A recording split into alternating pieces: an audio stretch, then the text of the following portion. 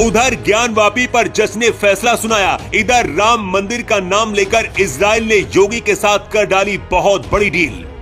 जब 31 साल बाद ज्ञानवापी मस्जिद के अंदर घुसे हिंदू पुजारी, उधर अयोध्या में क्या करने जा रहा है भारत का दोस्त इजराइल। इधर जज के फैसले से हिल गए मौलवी और मौलाना, उधर राम भक्त इजराइल ने योगी के साथ कर डाला सबसे खतरनाक सौदा।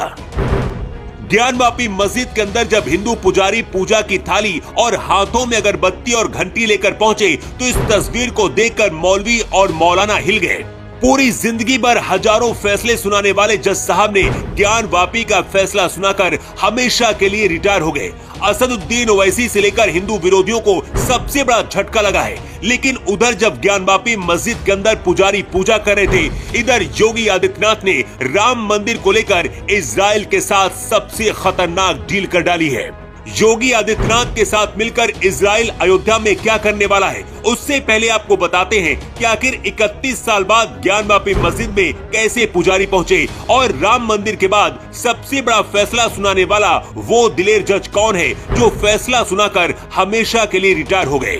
ज्ञानवापी परिसर के तहखाने में पूजा का अधिकार व्यास परिवार को फिर से सौंपने का निर्णय कर वाराणसी के जिला जज अजय कृष्ण विश्वेश 31 जनवरी को रिटायर हो गए। लेकिन आपके लिए जानना जरूरी है कि आखिर जिंदगी भर जज की कुर्सी पर बैठकर फैसला सुनाने वाले जज अजय कृष्ण ने अपनी जिंदगी का आखिरी फैसला ज्ञानवापी पर ही क्यों दिया। जिला जज रहते हुए अजय कुमार विश्वेश ने ही एएसआई सर्वे का आदेश दिया था। अब ज्ञानवापी परिसर में मौजूदा व्यास जी के तहखाने में पूजा पाठ का आदेश भी इन्हीं जज साहब ने दिया है। जिला जज के तौर पर डॉक्टर अजय कृष्ण विश्वेश की वाराणसी में तैनाती 31 अगस्त 2021 को हुई थी।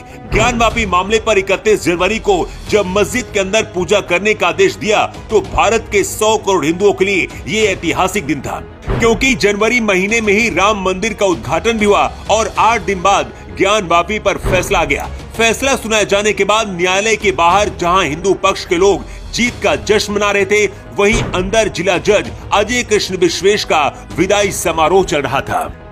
कोर्ट के फैसले के 9 घंटे के अंदर ही ज्ञानवापी मस्जिद के लोहे के बाड़ हटाए गए और देर रात ज्ञानवापी मस्जिद में पूजा की गई।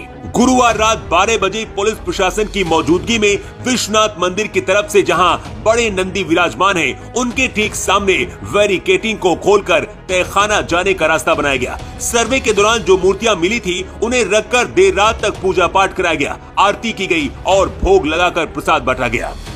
ज्ञानवापी पर फैसला देकर जज अजय कृष्ण इतिहास के पन्नों में दर्ज हो गए। लेकिन अपनी जिंदगी का आखिरी फैसला ज्ञानवापी पर ही क्यों दिया, इसकी वजह भी जान लीजिए।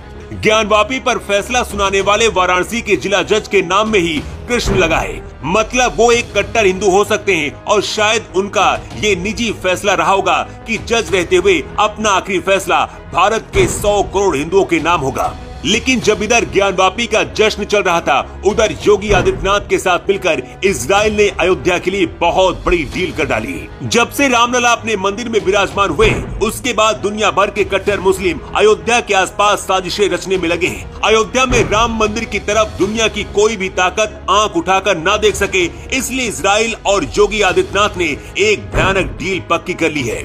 राम मंदिर की सुरक्षा के लिए अब योगी आदित्यनाथ ने इजराइल के एंटी ड्रोन सिस्टम को लगाने का फैसला लिया है।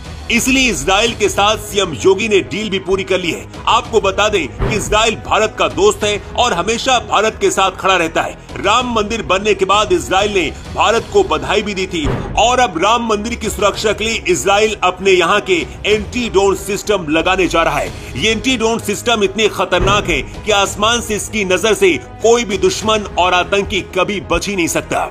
इजराइल के साथ योगी ने ऐसे वक्त में डील करी है जब ज्ञानवापी मस्जिद के अंदर पूजा पाठ करने का फैसला वाराणसी अदालत ने सुना दिया है। वैसे योगी आदित्यनाथ की इजराइल के साथ हुई इस डील को लेकर आप क्या कहना चाहेंगे और ज्ञानवापी पर हिंदुओं के पक्ष में जो फैसला आया है उसे आप कितना सही मानते हैं? अपनी राय कमेंट करके आप जरूर बताएं।